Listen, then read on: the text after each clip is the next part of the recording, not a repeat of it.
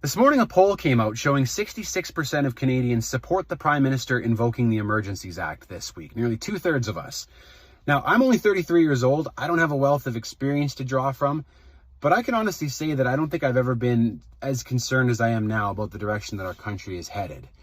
Before I say my piece, I'm going to say that I got my vaccines and I did not support the blockades at the border. So those criticisms aren't going to work here. But I heard a great perspective just recently from Jesse Brown, who hosts the Canadaland podcast. And I disagree with Jesse more often than I agree with him, but he has been a fairly reasonable voice throughout the pandemic.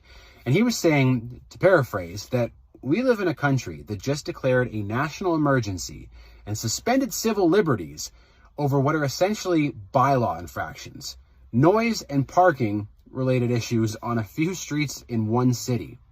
Evan Solomon tweeted the other night that he estimated the number of protesters left in Ottawa to be around 150.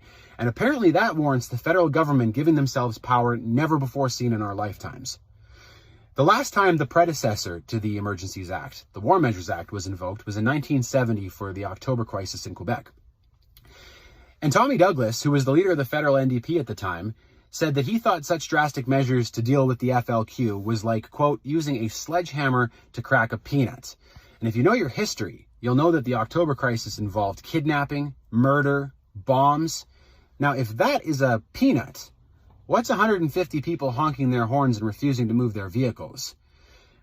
The thing that scares me most about this isn't the fact that the Emergencies Act was invoked over this. I expect governments to grab at power. Trudeau has tried it.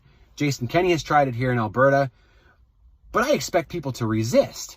And instead, many Canadians are cheering this on, and I think it's largely because it simply aligns with their politics. Like, some people hate these protesters so much that they're blinded to the precedent that this sets and the long-term implications that it has. Like, do you forget that we recently spent 5 years worried about what the extent of power of an authoritarian president down south might be? And now we have Canadians practically begging the government to take more control over their lives.